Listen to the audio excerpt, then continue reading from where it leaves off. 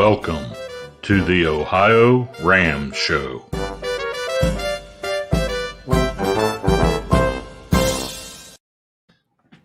Well, hello everyone. This is Jim Lawyer here, and this is the OhioRAAM Show number 399, the show about ultracycling and all things race across America.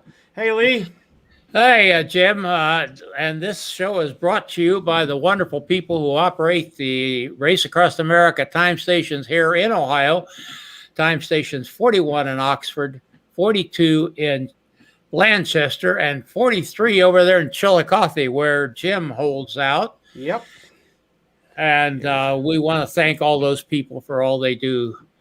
Definitely. And give them credit, because without them, this show wouldn't happen. Definitely. And show number 390, you know what that means, Jim? That means the next show is a big number for us. 400. Yeah. And, well, we're going to try to do some things a little different then. And we're going to have a couple of gifts rather than one, but we'll have a gift tonight, won't we, Jim? Yes, we will. You got to post your comments and your questions to get in that drawing. Exactly. So everybody makes a comment, whether we see it or not, gets put in the pot. If you don't want your name to show up on screen, just say no comment and post that. You'll be in the pot, but we won't post it. So we see some people out there watching. So let's get on with this here. All right. Jim, you got some news, haven't you? Yeah, we'll bring that news up right now, and we'll talk about the news that's going on. We want to congratulate Christoph Strasser for doing a new 24-hour world record. It's unofficial right now, but 637 miles. He crushed it, did a great job. So we congratulate him. Tremendous job, I think so. Don't you, Lee? That's a week's worth of riding for me. I heard that, definitely. And we also want to congratulate Georgi Stoichev for doing Bike Nonstop US and completing it. I think he should be done by now. It was about 2 hours ago, and he was about 50 miles away from the finish. So congratulations, Georgi. Yeah, that's definitely great. Yes. And Doug Shivington that we talked about a while back, his 3 age group world records were confirmed. So congratulations to him. And a good friend, Joanna Sharp, for the show. She just completed full gas Everest Base Camp in 6 hours and 19 minutes. Great job, Joanna. I know she's coming back off her accident, so she's doing most of her riding inside on the trainer. So great job. Joanna's from New Zealand, and yes. She's, I believe, talking about when for RAM 2024 or something like that. I think that was the date. Yes, I don't think it's any closer to that, but yes, definitely. We'll be looking forward to seeing Joanne here in the United States before too many years. Definitely. And then from the Race Across Oregon, congratulations to Shane Trotter. He was first overall, and he joins Marco Blalo as the only solo rider to break the 30-hour mark. Great job. Awesome. So that's all the news that I've got right now. Yeah, I hadn't been following the Race Across Oregon. I imagine it's pretty hot, don't you suppose? Oh, definitely, yes. I think it's just hot everywhere out that way. Well, I'm going to ask for a personal indulgence here for a couple of minutes, if you don't mind. I don't mind, definitely. I've been talking about my son and his wife who are crossing the country on their tandem bicycle, solo and unsupported. Well, I guess duo and unsupported. There you go. And so just a few minutes ago, I recorded a little clip from them. They're in the middle of Nebraska. And apparently their connection isn't that good because the video isn't that good, but it's about 3 minutes. So just stand by, folks, and hear what Mark and Sherry have to say. So hello, Mark and Sherry. Where are you at? Hi, we're in Ainsworth, Nebraska today, which is beautiful. And but now we're in the corn. So. And we've seen, what's interesting is we're here just in time to see several of the harvesting trains moving north. Huge combines are loaded up on the semis, and they. Okay, and how's the wind and the weather been for you? Well, the wind is steady out of the south. Steady out of the south. Steady out of the south, and locals tell us it's pretty much that way all the time, which hasn't been too bad, except today it was a headwind. We're on U.S. Highway 20, yeah. 20 all the way. Well, we came in on 385 from the Black Hills in South Dakota. And that took us to Chadron, and from Chadron we've been on 20 all the way across. And we'll take 20 all the way to Sioux City. And the traffic is not a problem. We're very light. The people have been very courteous. Yeah, everybody's courteous. 99 cars and trucks out of 100 will actually pull over into the other lane as they pass, and so actually traffic's not a problem. Yeah. So. Sherry, you've had some significant challenges with your diet. How's that working for you? Great, actually. Chocolate milk and ice cream can get you a long way. So That sounds like my kind of diet. yeah, it's great. If they don't have chocolate milk, you make your own. And other than that, it's been really good. And Mark eats everything, or anything. So sometimes we call ahead. Uh-huh. We call ahead to make sure that the town we're going to stay in has the, has milk or chocolate milk and the things to mix it up with if we need to. Mm-hmm. And we have, I think on the website we posted a picture, but we've got 3 Yeti 26-ounce thermoses. Uh-huh. We fill those every day. Yeah, and that takes us for breakfast, the trip, and getting ready for dinner at the destination as well. So, Or about 50 or 60 miles. Yeah, 50 or 60 miles. Yeah. So, For the people who might not know, Sherry is on a mostly liquid. Is it all liquid or mostly liquid? Mostly. Yeah. Yeah, Not all. because of surgery she had a couple of years ago now, isn't it? Almost, yes. Almost 2 years ago. And we'll be looking for you here in Ohio. Yeah, that's just 3 weeks away. Okay. Yeah. Yeah. So, Well, stay in touch as you do all the time. You have a website that you're posting to. I'll put that up in the show notes. Thanks, guys. thank you. Looking forward. Bye-bye. Bye-bye. And Sherry's had quite a challenge. She had sinus cancer, which required the removal of some of the roof of her mouth and some teeth and so forth. And it was a long time before she could even take in liquids. Mm-hmm. But they are dealing with this challenge, and more power to them. I do want to show you this one photo. This is Lolo Pass between Idaho and Montana. On the left, you see me there in 1996 with a fellow I met. He's from Germany who was riding across country at the time. And 25 years later, there is my son and my beautiful daughter-in-law at the same pass, only noting that according to the sign, it has shrunken 8 feet in 25 years. So I don't know what happened to Lolo Pass. But anyhow, we will be keeping up with them from time to time. And That's thank you for indulging me that family thing. No, They're my kids. It works. That's great. Yeah, And it's great to see the challenge that they've overcome and are doing this. Yeah. Mark took a leave from his work, whether he'll ever go back or not, because he's 64. Yeah.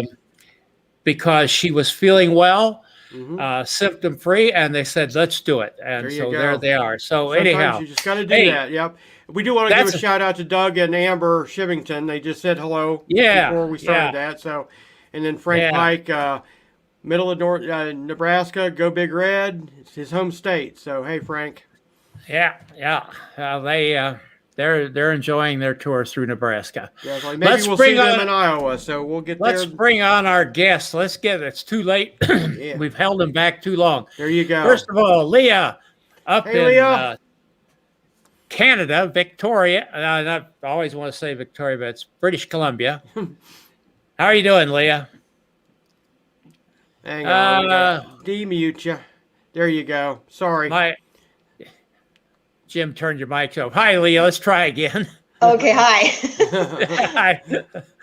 And Erik Newsholme in Colorado. Yes. Hey, Hello. Erik. How you doing? Actually, not too far from where Mark and Sherry live in Arvada, Erik. Okay. So, anyhow, we have with us Jim. Get those people lined up on top. We That's don't what want I'm to getting be on ready the to do. top. That's what I'm While doing you're right doing now. that, Yeah. we have with us the female winner of the Race Across America and the male winner of the Race Across America. I'm saying it that way because I caught a little flack from one of our female people as the way I was announcing on air Leah's position in the race. And so we have to also say that Leah was the first ever woman finisher, or first to finish, first to cross the finish line. I'm getting myself in deeper all the time. You'll pay for that, Lee. Definitely. I'll pay for that. But, since it come up, I also paid for the fact that I posted on Facebook a link from the Times of Israel, Yes. which quoted her as a Jewish woman. And I had some criticism from somebody says, what has Jewishness got to do with it? Well, not much, but it was noteworthy. And thanks goodness to another Jewish friend, Tracy May. She came to my defense, Leah. So, Yeah. they posted in the Welsh newspapers that a Welshman had finished the race. Yes. What the heck? People are sensitive. Definitely. I like Red's comment. Leah won. That's just the easy way to do it, right? That's it. Leah won. And yes. Thank you. Well, that was a good-natured tweak that I got. It was from a good friend, and we've talked about it since then. And maybe we need to be a little more cautious about how we report things. Well, yes. Neither here nor there. Jim, my first question, I'll let you have the second one, is tell me about your highs and lows, each one of you. Leah, you want to start out? Well, the high was seeing the finish line, you know what I mean? And I think, it was the heat for the lows for sure. I think that, it's talking to Erik too, it's like surviving RAAM this year. It was hard to actually race it at your full potential. And I think that's why I've recovered so fast, like muscular wise. I think what took the most beating was my skin and the burns that all three of us probably suffered, like the lips and the arms and the back and the legs. So it was a challenge this year for sure. I mean, I've never rode in those kind of temperatures. I've never even walked in those kind of temperatures before. And again, it wasn't just through the desert. It carried on like right across to the finish line. So it was a tough one for sure. Yeah. Lowest point for me was in Cortez when I had to go to the emergency room. And it wasn't actually heat related. It was actually a muscular emergency, almost. Symptoms of rhabdomyalgia, which is a muscle affliction, can get in your kidneys. Ooh. And it was the most pain I'd ever been in my life. And then, my Western nurse practitioner said, your body was just swelling from the heat. And yeah, after Arizona and Utah trying to kill us, it was just, and to try and get back on a bike, and I was about ready to pull the plug, and my crew just got in my face and said, yeah, get back on a bike and go east. And the high point obviously is finishing the journey, and also being able to wear the American flag across the finish line, being the first American to win since 2003 on the men's side. It was just awesome, and it's still sinking in with me. Wow, excellent. My question, I guess, to both of you, and kind of going off what Erik just said, how much did your crew help you during the heat and the whole race this year? Were they a good part of it? Did they make you better than you've ever been? Well, I can say for mine, if it wasn't for my crew, I wouldn't be sitting here in front of you right now. They had to work like dogs just to try and keep my core cool. We used frog skin. We used socks, that ice sock around the neck. And every 5 or 10 minutes when they were leapfrogging, a bottle of water over my head. And that wasn't just for a couple of hours. That was all day. Right. And just to regulate, your body, they were on it. So my crew, I mean, I can't thank them enough. And again, it's not the individual that wins the race, is the whole team wins the race, because without them, you're nothing, right? You're not getting anywhere. You're not getting across that finish line. Excellent. No, and I'm the same way. I mean, my crew, they worked their tails off, and they were, it's always about figuring out problems and solutions to those problems as they come up. And, we train to be, our bodies are on autopilot. Mentally, we're strong, obviously we're really strong, but there's some things you're just not going to get in training, like 120 degrees, day after day after day. And like going up the Ram Century, that 30-mile climb, I got an ice bath to cool down my core. And the same thing with Leah, the ice bottles, the ice on you. I had ice bags on my quads under my kit to keep me cool, and use the ice bath. And so, just a constant. And then, more figuring out problems. I had start of thrush, which is yeast in the mouth, because of what the kind of stuff we had. And I had the stuff for me, but it's just those constant problems and constant situations. We had 3 flat tires in my follow vehicle.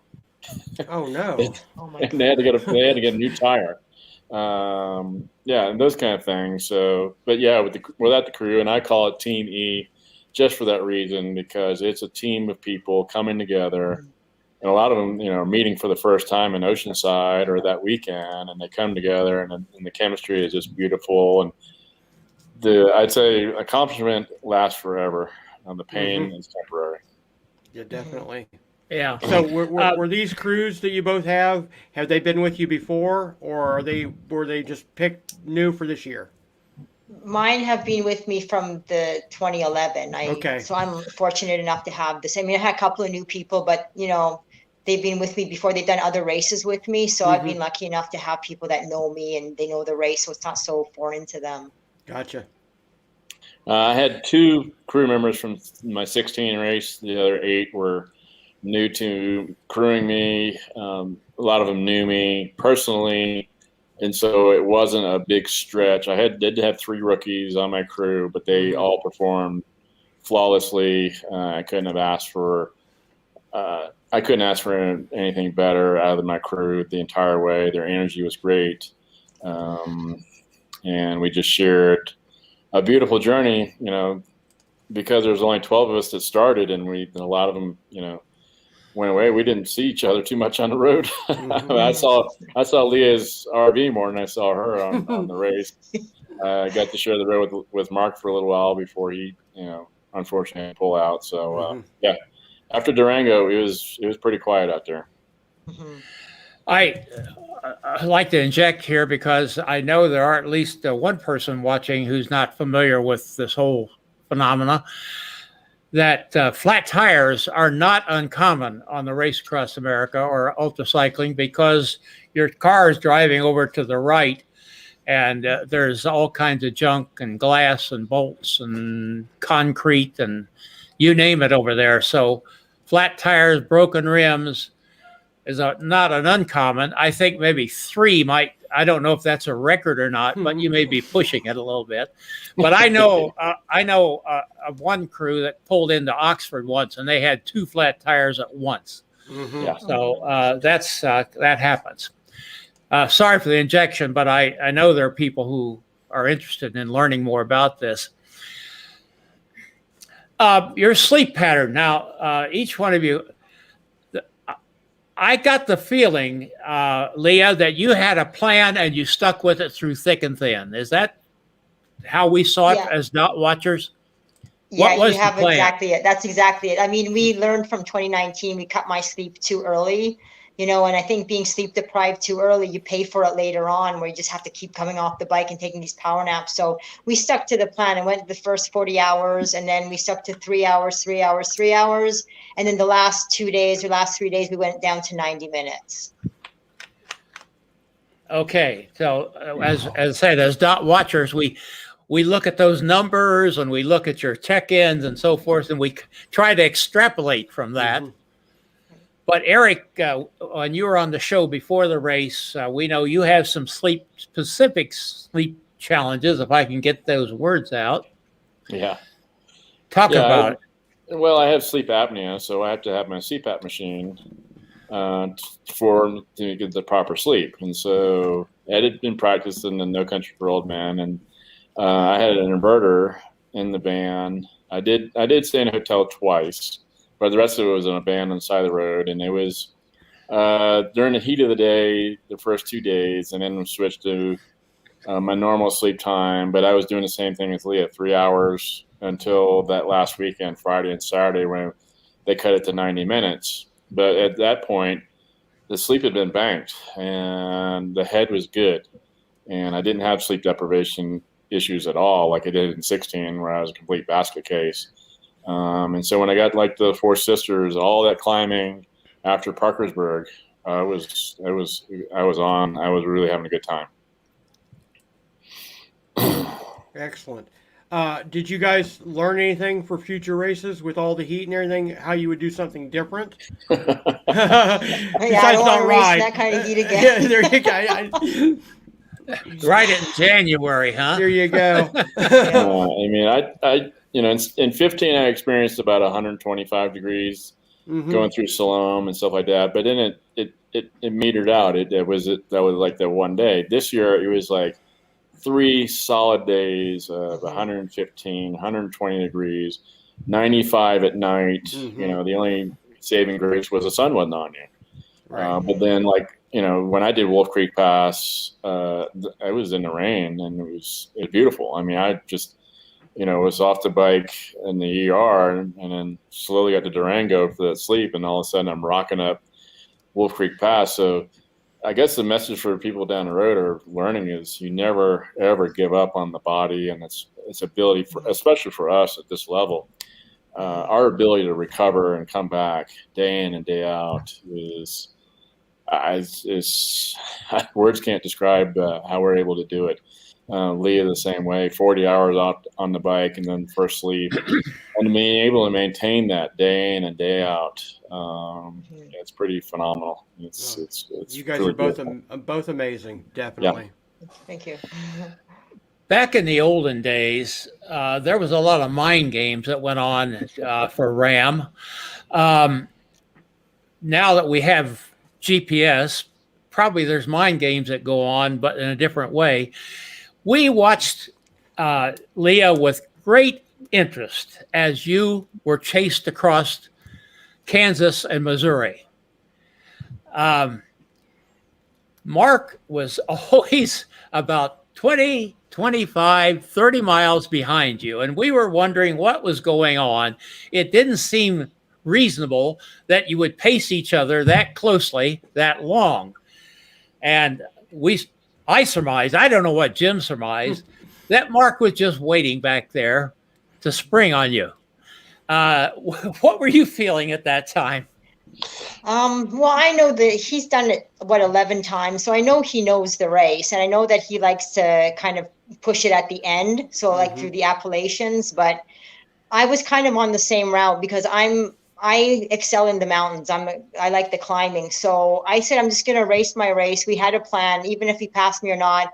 And then I would race him more in the Appalachians because that's kind of where my strength is. But I mean, you just have to stick to what you have a plan, right? Because if you start racing somebody that early in the race, you're going to blow yourself. And I have from experience in the past of doing that. So we just stuck to the plan and then we played it cool. And then, we could see that we were gaining on him once he passed because he passed really fast and he was losing it a little bit. But again, I just stuck to the plan, and you don't even claim victory. Even when I passed him, you claim victory once you cross that line, right? So it was just keeping a cool head and not worrying about anybody else. Well, I think he DNF'd just right after Chillicothe, didn't he, Jim? Yeah, yes, basically. Close to where you passed him, I believe. You both were right together at that point. So, yeah, we saw that and wondered what it seemed like the wrong time of day for him to stop. And the stop got to be longer and longer, and you knew something was not right. But that's too bad that had to happen. But, that's ultra cycling. That's any That's racing. sport. Yes. Things Right. happen. Yeah, I mean, I don't know how many have been watching the Tour de France, but stuff happens. Yes. Yeah. And it was kind of an unusual day today. I didn't turn out the way I expected. Same here. I know. But But they were Anyway. gunning for him, so. yeah. Anyhow, Jim. What's your next big plans? Do you guys have any new races? Are you going to do RAM again next year, or what are the plans in the future? Well, I'm not going to do RAM next year. I might do Raw, but I'm Mhm. definitely going to come back Okay, to excellent. race it probably in 2 years, and I'll probably Mm-hmm. just do some shorter races. And then if our borders open up with the U.S. this year, I'll probably do the Texas race or the 508. Or the Silver Excellent. State, I should say. Yes, Yeah. yes. Silver But we'll State, see. yeah. I mean, it was a pain in the butt to get across, because just with the borders being closed, it was very pricey just to Mhm. have everything shipped with a commercial carrier and having to fly over and COVID test. I mean, I'm still in quarantine coming back, right? And plus my crew Wow. had to quarantine. Yeah, So that's kind of, it's a lot to ask, right? definitely. So it depends on the situation, what's going to happen the next couple of months. Gotcha. For me anyways. Yep. Well, let's hope that we get things opened up so we can have a worldwide sport again, and I think all of us would love that. I think Jim and I both predicted that a woman would win it this year. The only thing is, it isn't the woman we thought it was going to be, because she couldn't make it. But again, that's the sport. Yeah. Erik, future plans for you? I'm just going to sit back and kind of relish into, all that happened. I mean, this is a culmination of years and years worth of work to finish this RAM journey. And my goal was to finish it. And then, when Mark went down, I knew I was the lead male, and all of a sudden now here I come, the winner of this on the men's side, and second overall to Leah, and Leah and I got to share the stage, which was awesome. Mm-hmm. And then, the first American, I'm the oldest person, man or woman, to win the overall gender division at 56. So there's a lot of that to take in, and look down the road to try and, capitalize on it somehow. I mean, there's a big story and message that I have that I think resonates with a lot of people, that, when you get to 50, late 40s, 50s and such, life doesn't end. You have the world at your fingertips. Mm-hmm. You just have to be good between the ears. And Yep. it took me a little while to figure that out. That was a little bit of a struggle my first 2 times, 15 and 16. This year was about to see if I'm one of the best in the world. And I can actually say, and I'm not speaking for Leah, but Leah is as well. We're a couple of top bicyclists in the entire world. Definitely. Yes, and it's quite an honor for us to have you here on the show with us tonight. And Jim, we've got to think about giving something away, but I have a little video that I want to show you guys. I think you'll appreciate. I want to congratulate Leah and Erik and Michael Davis for their magnificent achievement at RAM 2021. Has been a very challenging edition, and the heat, it made a lot of victims in the desert, including myself, unfortunately, but I'm very happy that they have been able to finish, and a big hug to all 3 of them, Leah, Erik, and Michael Davis. Thank you. And that's the grand gentleman of ultra cycling himself, Valerio Zamboni. Definitely. And I have to say a little bit of news, Jim. Actually, we had announced that he announced himself that he had food poisoning. Yep. He has determined, if I understand it, there's a name for it, but taking in too much water. Yes. And I Without don't know, enough you're right. electrolytes, and I can't give you the name of it. Yeah. But they've determined that that's what happened to him. Mhm. We're glad he's okay. Valeria, we hope we'll see you back at RAM 2022 or 3 or 4 or 5 or Definitely. whatever. So One last thing for you guys. Do you have any shout outs to any of your sponsors or any charities that you want to give real quick? Well, all my sponsors, I mean, yeah, without them, this again wouldn't happen, right? So they know who they are. There's a list of them. Yeah, Okay. of course. Excellent. and we do want to give a shout out to Leah's book. Okay, now limited, No limits. no limits. And in the show notes on OhioRAAMshow.com website, there is a link to that. Do you have a book, Erik? Not yet, but I think that might be in the works. Okay, well, let us know when you do. I will.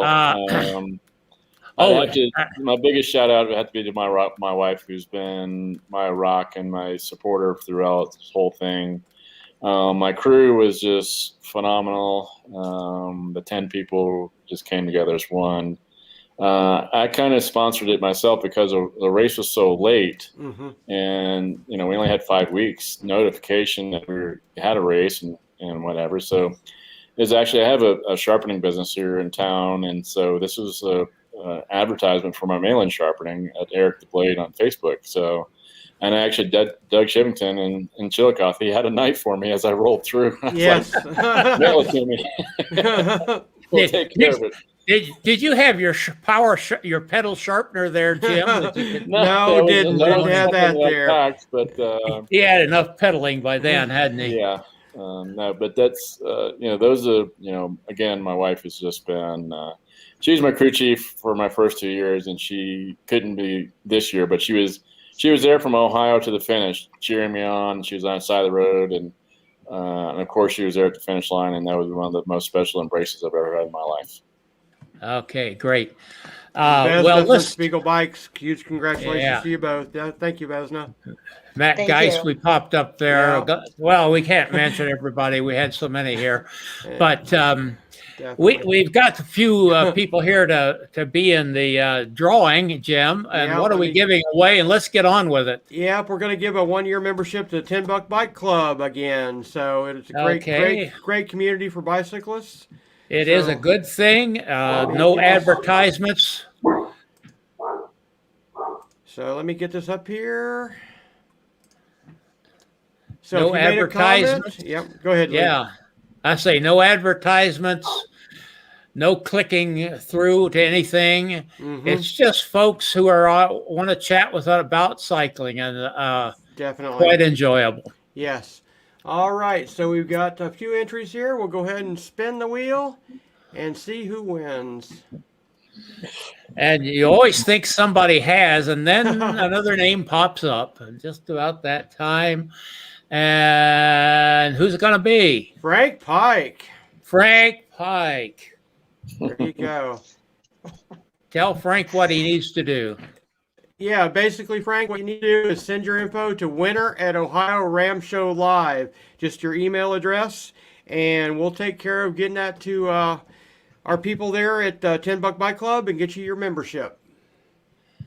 Yeah, that's Get this great. back. Well, it's been great. It's, as I said, an honor to have you two people with us. You have graced us with your presence. Thank you for taking your time. And we wish you the best. And maybe we'll have you back. Do something great so we can have you back again. Okay? Sounds great. Thank you. Yes. Thank Thank you you. both, and great job. Tremendous effort. Tremendous job for both of you. And if Thank I can find Appreciate it. if I can find Greg here to get us out of this thing. I don't think I deleted it. This is Gregory Zuber, thanking you for watching and sharing. Music by Kevin MacLeod.